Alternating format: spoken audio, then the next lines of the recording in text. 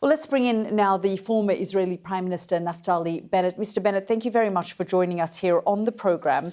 And we've just read that statement from the Emir of Qatar, who has said this is a flagrant violation of its sovereignty and security and a breach of international law. This is a blatant disregard for international law, isn't it? No, international law starts with the duty to defend your citizens. And I want to say that international law does not provide immunity for arch terrorists and the masterminds of terror attacks, wherever they are. We'll get to any terrorist wherever he may be. Well, in fact, international law is very explicit. No state may attack another without Security Council approval or a case of direct self-defence. So, frankly, you didn't seek any of those approvals. You've gone into sovereign territory, crossed the skies and launched this strike on a sovereign state. You know, when the U.S. went out and took out Osama bin Laden in Pakistan, they didn't notify Pakistan in advance. That was also a sovereign country. You have to do this in order to eradicate terror. These are the people who control Hamas in Gaza, control Hamas in Israel. They are responsible for yesterday's attack, where Hamas took responsibility for the killing of 6 civilians in Jerusalem at a bus station. So a terrorist is still a terrorist, even if he sips tea at a 5-star hotel in Doha.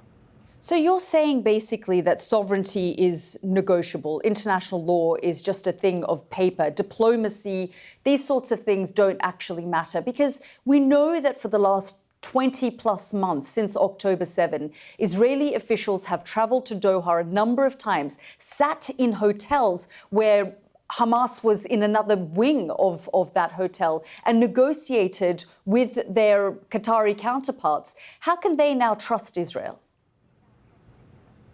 I don't need them to trust Israel. Qatar is a terror state. Doha is a terror capital. And we know that for the past 25 years, they've been planning terror attacks from Doha. They've been acting them. They've been sponsoring terror and funneling billions of dollars to Muslim Brotherhood terrorists and to Quds terrorists of the Shiite. They're the only ones who support financially both Shiite and Sunnite terror. So I don't need their approval. I don't need them to love me. I need to protect our people. Well, the United States, they're an ally of the United States. They have, the US has military bases in Qatar. And frankly, as far as keeping terrorists there, it was the United States under President Barack Obama who asked the government of Qatar and the Emir of Qatar to have the Hamas office there. So pointing the finger of blame at Qatar in this instance for housing Hamas, when it was in fact the US president who asked them to do that. No, but I'm talking about much more than just harboring. I'm telling you that, first of all, we attacked Hamas. Hamas is our target. We didn't attack the Qatari leadership or anything of that sort. But I want to be very clear that if you take responsibility yesterday for killing 6 citizens, you're not immune just because you're at another location. You can't kill Israelis. You can no longer kill Jews and think that you can get away with it wherever you may be. So, Mr. Bennett, when the US president tells the Emir of Qatar or attempts to, reassure him that this kind of thing won't happen again, are you saying he's in fact lying? No, that's what you're saying. I'm not saying that. No, he's told the Emir of Qatar this is not going to happen again. You're saying wherever Hamas is, we're going to go after them. So you would attack Qatar again? I'm not going to say what we're going to do or not going to do. I will tell every terrorist on earth in the last few minutes. You said we will do it again.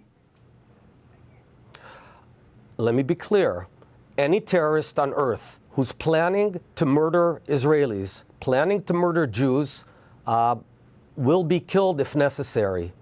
Nothing will be a safe haven for terrorists who want to murder my people.